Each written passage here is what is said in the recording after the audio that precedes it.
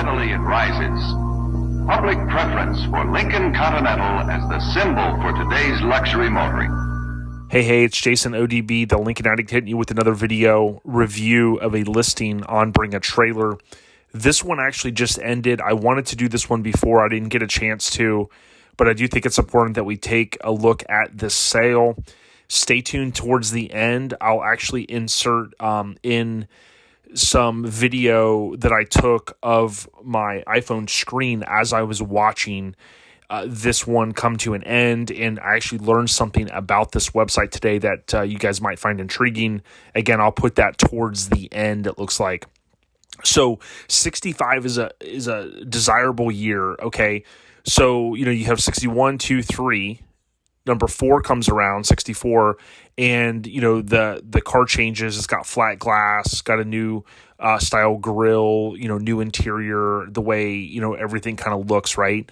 And 65 basically is almost a splitting image of the 64.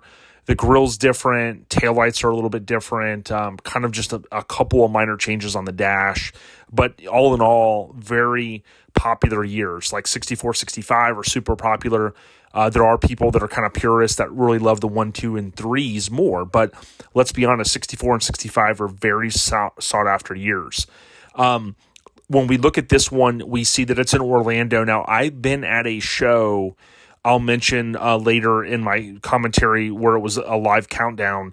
I've been at a car show in the Tampa Bay area when this guy came over and, helped add another Lincoln into the mix. I think we had like 10 or 15 Lincolns at that event. Tony, Boss Bolin, my good friend, he rounded up a bunch of guys, and this guy came over as well, if I remember correctly. The car spent time in Colorado, acquired by the seller about 4 years ago. Under the current ownership, is said to have included replacing the convertible top, oil pump, as well as rebuilding the drive shaft and servicing the rear brakes. Now, I do believe this car was also serviced in the Clearwater area. So, there's that there was obviously some kind of lineage here to the Tampa Bay area, as you'd imagine, either with Lincoln Land or it may have been Blair Farmer that did some of the work on this one. The car was delivered from factory in white. The seller states that the vehicle is repainted in the 90s, includes replacement power-operated white convertible top, quad headlights, chrome bumpers, bright lower body side moldings, so on and so forth that you see there. One thing that we're not seeing or as part of the write-up is my intel on this one tells me that the wiring was not replaced in the top, okay? What I would suggest that you do anytime you're looking for these cars, and again, I'm not here to bash the seller whatsoever. I'm here to give you intel on what you should look for and or ask if you're going to buy one of these cars eventually. But what I would say is when someone mentions they've changed the top, right? You can go to Jim Wallace in Florida. You can get the best top out there. It used to be $800 to $1,000. There's a couple little things you got to buy. But the wiring that goes through the top on these cars, there's no excuse for it not to be changed during the top being replaced. So if you think about the wiring that goes to the top, it's about $200 to $250, depending on where you buy it. That wiring gets brittle in there over 60 years or so, right? And the top is constantly folded. It's put up, it's put down, and those wires fold in there. And as time goes on, they become brittle and things like that. My understanding is it's not listed here, right? So that is something that you definitely want to ask in the future if you're looking to buy a convertible. See if, and we can look on some of the receipts to see if it's maybe mentioned there. But that's something that's huge, right? The scuff on the rear bumper is visible under the left taillight, and some corrosion is noted underside the trunk lid. You see here steel 15-inch wheels, which are factory. Power steering is fitted. And stopping, it says power steering is fitted and stopping is provided via the power assisted front brakes, right? So they're discs in 65. That was an upgrade from 64. The shocks were replaced in 2014, and the rear drums were reportedly replaced as well. Here you have the bench seat it talks about. So something that I noticed in the comments is a lot of people did not like this little center console. There's a guy in the Lincoln community that's making these and selling these for basically the cup holders and or speakers and or to put a head unit here where you're not disturbing anything on the factory dash. What I would tell you is that's an easy fix, right? You can easily take that out if you don't like it. We also see here, you can barely see, but it does have the tilt column because you see where the indicator is here. We can also see that it has the cruise control, which was called speed control. That is a very rare feature in itself. So we know this car was, quote, highly optioned.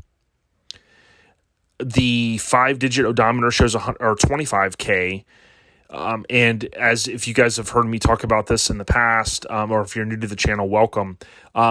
Generally speaking, that's going to indicate that, this isn't a 25,000 mile car.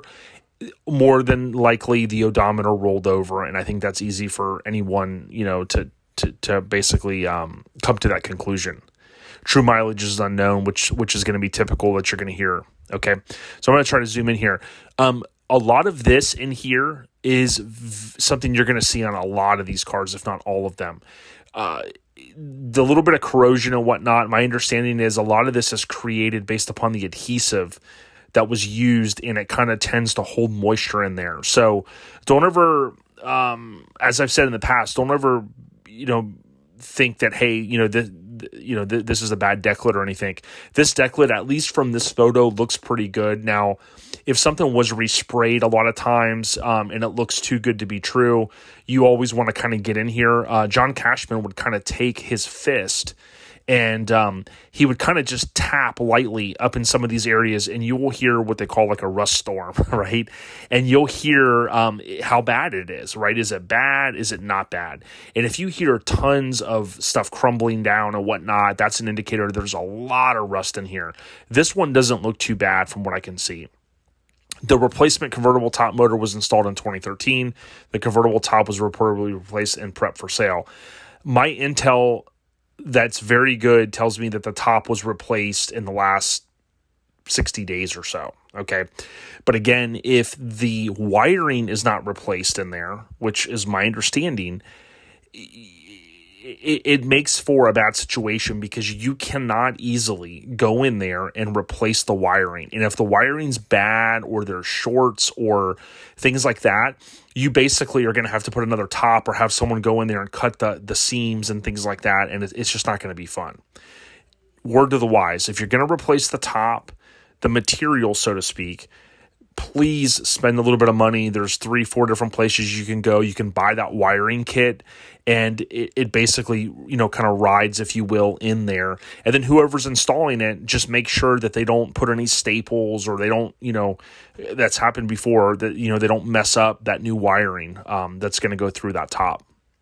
Here you can see, obviously, something that sticks out to me is, number one is, you have an Edelbrock air cleaner. That's an easy fix. You can go to the usual suspects. You can buy the factory setup that looks more factory correct for this car. We can also see here, something that you'll see in these cars is this one's pretty bad. I mean, basically valve covers and intake manifold are all, bare metal, kind of just with surface rust. Okay, that's not a bad thing. But if you're going to get this car and you're going to end up saying, hey, I want to bring it back to kind of factory, I want to make it look nice, I want to paint it, the factory, color, things like that, then, the black, so to speak, you're going to have to end up taking this car apart. Okay. And again, it's not necessarily a bad thing, but I just want you guys to know that the amount of time and effort to do a lot of this stuff takes time and money. So if you're going to end up spending $40 or $50 or $60,000+ on a car, you got to kind of know. Now, you might get this car and just go, you know what? I want to turn the key, put the top down, put the windows down, and cruise. Absolutely. But, just know what it's going to take potentially to kind of blow all this apart. All of this can be done relatively easy with even the engine still in the car. In my 64, we took it out. It was easier to paint the engine and just detail everything. This is kind of normal surface rust, I would say, up here on this little panel that comes off. It kind of bolts up underneath this lip, and you see the factory metal shroud, which is a good thing for these years. It does look like the fan's been replaced with one that has a clutch. It is an AC car, so they did come with a little bit different fan, but this looks like a newer style fan from what I can tell. This says has been modified with an electric fuel pump along with an Edelbrock carburetor. So a lot of people, they do that, and it's not a bad thing. I like to see people when they add in electric fuel pump as a prime pump. My friend Tom has it on his 65, and what you'll see oftentimes is they'll put a little $30 nice electric fuel pump back here on a switch. If your car's been sitting a month or longer, you can hit that switch, and it basically primes the fuel up to the front. That way, when you turn the key, it just boom, it fires, and then you turn off. But again, this one, no telling if it's up, in the engine bay or in the back. We'll have to see it from the photos.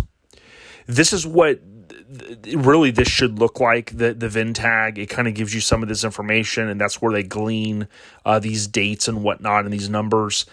Here you can see this is a little worn off. That's normal, and it does look like the rivets have never been replaced. This here just gives you a little bit of insight into the paint, maybe how old the paint was.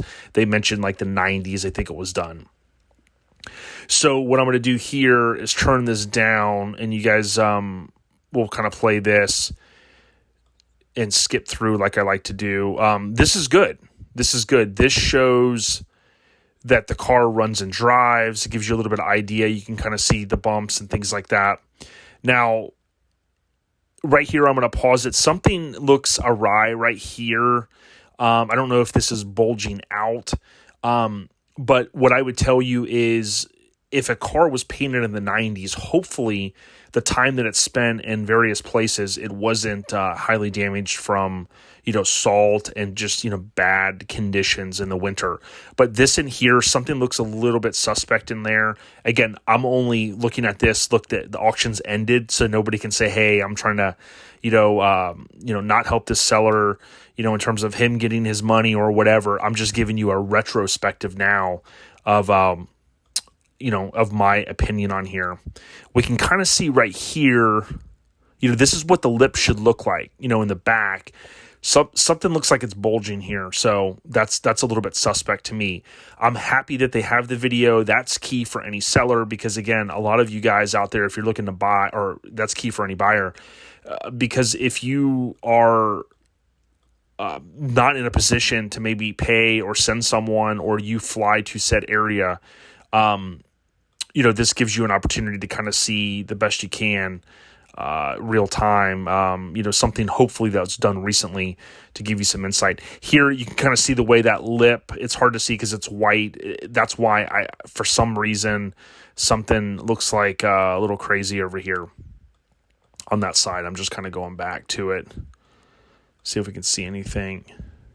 You just don't see that little groove like it's supposed to be. So there could have been damage here. Someone could have pulled this out. Something looks a little bit awry there. If I was contacted or contracted by someone to go look and put eyes on a car and say, hey, look, I want the real intel on it, I would have definitely spent some time looking through this here. Everything else looks kind of normal.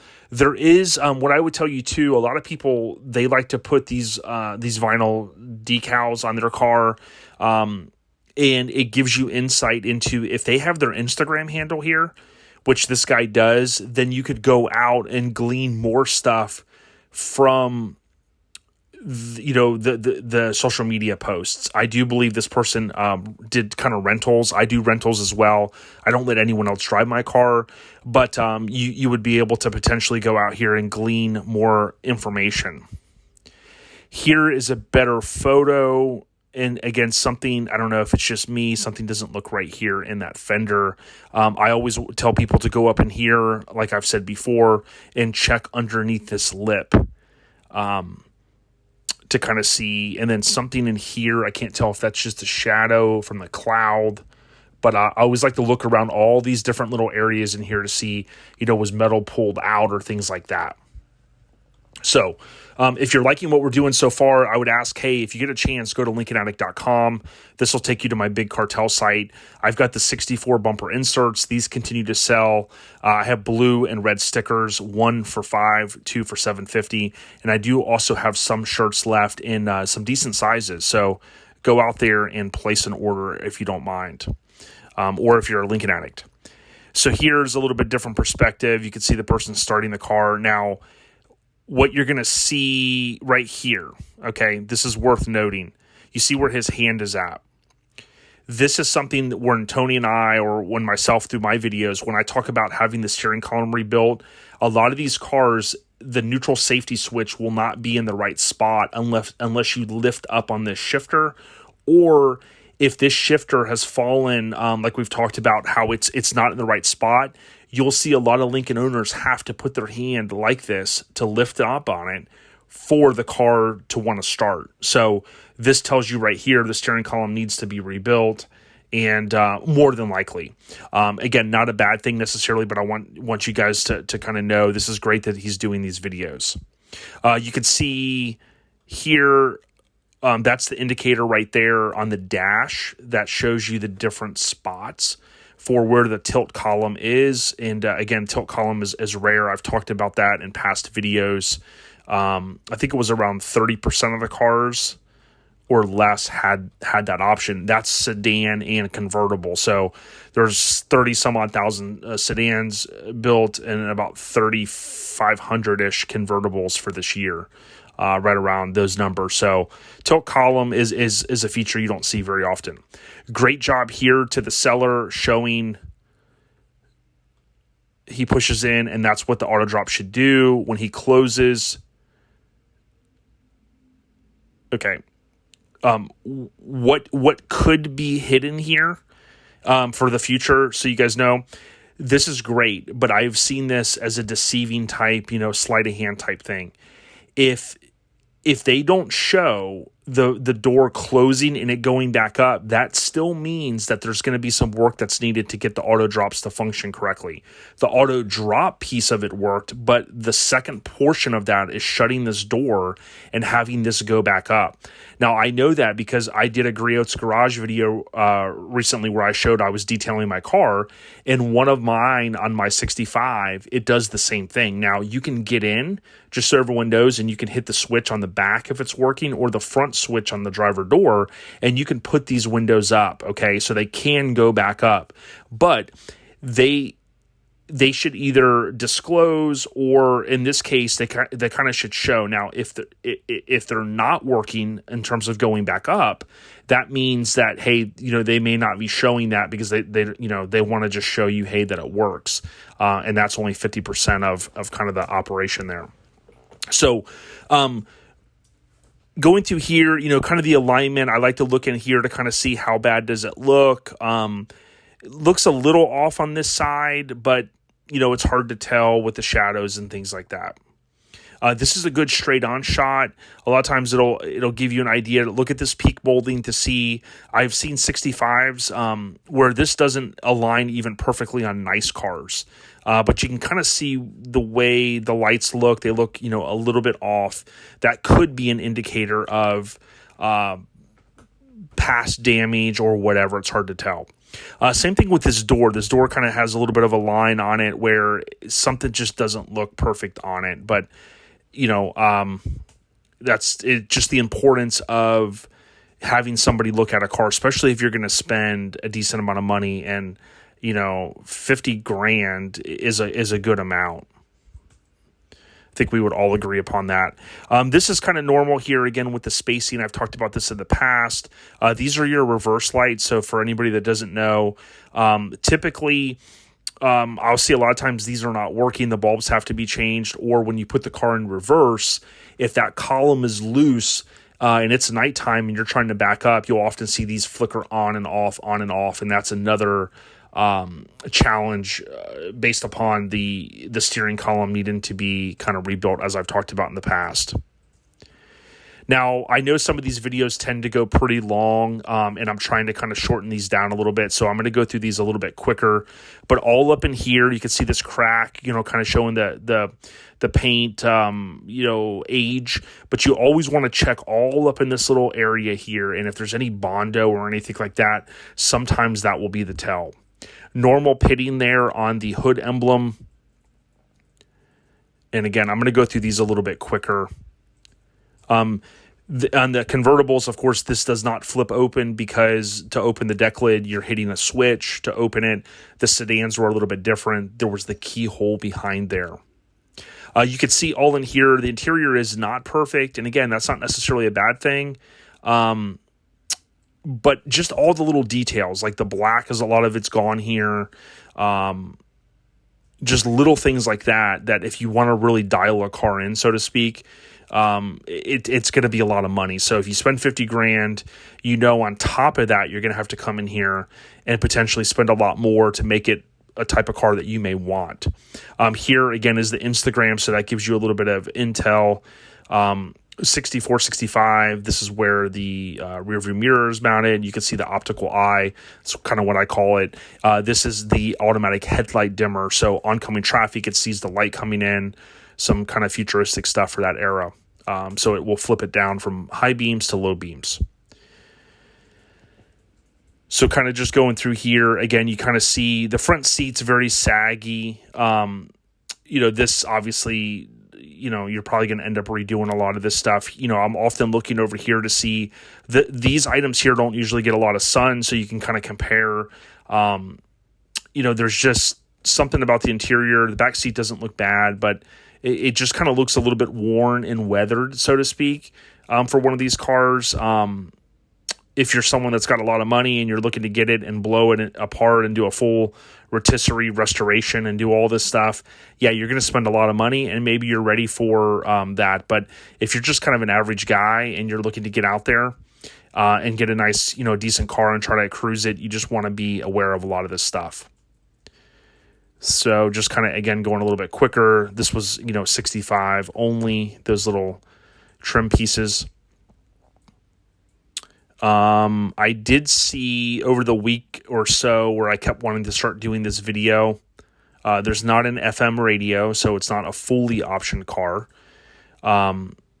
They do have a lot of detail photos here, which is fantastic. This is key. This is hopefully going to allow, if somebody tries to come back and say, well, you sold me a bad car, so on and so forth, then, they could say, hey, look, there's a ton of photos here. Here you see the speaker back there, just stuff that can be removed. You've got your bar here, which is key for 64, 65. You got to install this. I'm working on a video for that.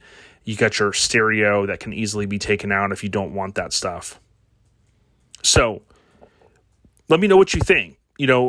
Some people, I think, come in here and think I'm trying to bash these people. I'm not. Listen, it's not my money. So, someone might look at this and have their dream car now. This up here, I've got actually on my red car, I got to paint a little bit of this because the paint will tend to kind of come off here. This is not bad right here, but I always tell people look in here and start to see, a lot of times battery acid leaks and stuff, and you'll start to see some rust and potential.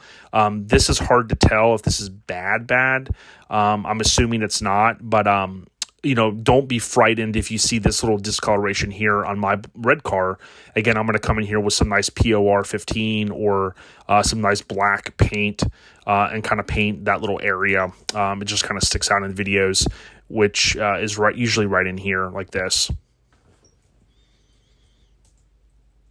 Underneath, not the best photos, but at least we have some. That's key. And last but not least, you see a bunch of receipts from Arthur Apple's Paramount Heights in Colorado. I recall this name in the past, 2013. For some reason, I recall seeing it. I might be thinking of something different, but it at least gives you some insight into a lot of the stuff that was done. It looks like December 2013, 9-10 years ago, so to speak. So some good receipts. This is great. And then you got some of the money shots here. This is the fun stuff about these cars. You know, the hood opens this way, deck lid opens that way, tops open, all four doors. I mean, these are, and right here, check this out. You can see what I'm talking about here. The number one thing, I guess, in closing, the number one thing you don't want to do is go spend 10, 20, 50, 100 grand, whatever that number is, and get a car delivered to you. And you're like, damn, buyer's remorse immediately.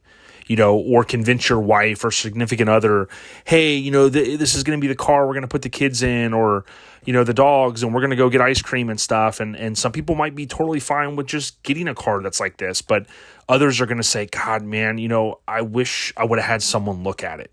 And just know there are people out there that you can hire in different states. You can put the word out in these different Facebook groups and say, hey, does anyone live around such and such? Can someone put eyes on a car for me? How much would you charge me? If somebody goes, hey, I'm 30 minutes from there, sure, $200, $400, $500, I'll give you 3-4 hours. Just know that small fee that you may pay could save you a lot of money in the end. Okay. If somebody goes, run, then hey, don't get out here and bid a car up to 50, 60 grand, know what your cutoff point is. Don't fall in love with something if it just needs that much work. So again, congrats to this seller. I'm happy for him. 48 grand. I don't know if that's what they're looking to get or whatnot, but so here's me watching it. You can see here, I think something I've learned today is it appears, I'm on my iPhone, that anytime someone bids, it resets that timer to like 2 minutes. It looks like, you can see here, it's jumped up, I don't know, the last 10 minutes from 44-ish to 46,000. I'm going to hit refresh here, and 44 seconds. So this is just giving you a little bit of perspective, obviously, in addition to what I'm showing you here with this review of this Bring a Trailer listing. I wish I would have did this a minute ago, because it would have shown if someone bids again. I do believe something I've learned today is that it resets the shot clock to 2 minutes. And it looks like if you just saw there, it just jumped back up. Looks like someone bid it up $250, if you notice that.